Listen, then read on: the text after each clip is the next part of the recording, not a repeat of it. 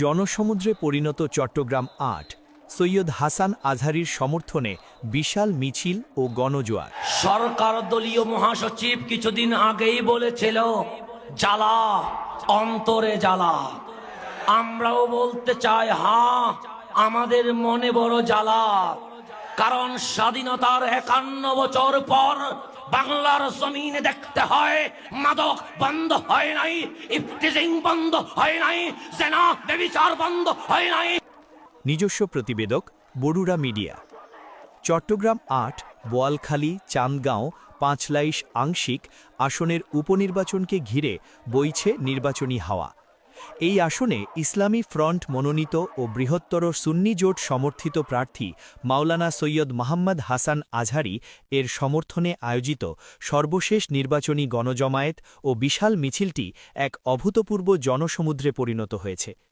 ইসলামী front Bangladesh প্রার্থী আজহারীর এই গণজোয়ার দেখে স্থানীয়রা বলছেন, এটি যেন ১২ রবিউল আউয়ালের পবিত্র যশনে জুলুসকেই স্মরণ করিয়ে দিচ্ছে। মিশরের বিশ্বখ্যাত আল আজহার বিশ্ববিদ্যালয়ের সাবেক ভিপি সৈয়দ হাসান আজহারী তার মেধা ও চারিত্রিক মাধুর্য দিয়ে ইতোমধ্যে চট্টগ্রাম ৮ আসনের মানুষের হৃদয়ে জায়গা করে নিয়েছেন।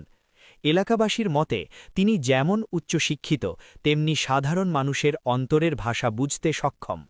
তার পিতা জামেয়া আহমদিয়া সুন্নিয়া আলিয়ার সাবেক প্রিন্সিপাল যোগ্য উত্তরসূরি হিসেবে তাকে ঘিরেই নতুন স্বপ্ন দেখছেন ভোটাররা। গত কয়েকদিনে Syed Hasan Azhari official Facebook page ও বিভিন্ন সামাজিক যোগাযোগ মাধ্যমে তার প্রচারণার চিত্রগুলোতে দেখা গেছে মানুষের স্বতঃস্ফূর্ত উপস্থিতি। পাঁচলাইশ ৭ নং ওয়ার্ড এবং বোয়ালখালীর বিভিন্ন এলাকায় ডোর টু ডোর প্রচারণার সময় হিন্দু মুসলিম নির্বিশেষে সব ধর্মের মানুষ তাকে উষ্ণ অভ্যর্থনা জানান। প্রচারণা সমাবেশে বক্তারা বলেন, এলাকার সামগ্রিক উন্নয়ন ও একটি ইনসাফ ভিত্তিক সমাজ গঠনের জন্য হাসান আজহারীর মতো সুযোগ্য এমপির বিকল্প নেই।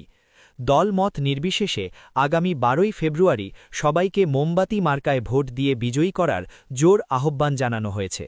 মিছিল শেষে হাসান আজহারী বলেন, আমি আপনাদেরই সন্তান। আপনাদের সেবা করার সুযোগ পেলে এই আসনকে একটি মডেল নির্বাচনী এলাকা হিসেবে গড়ে তুলব।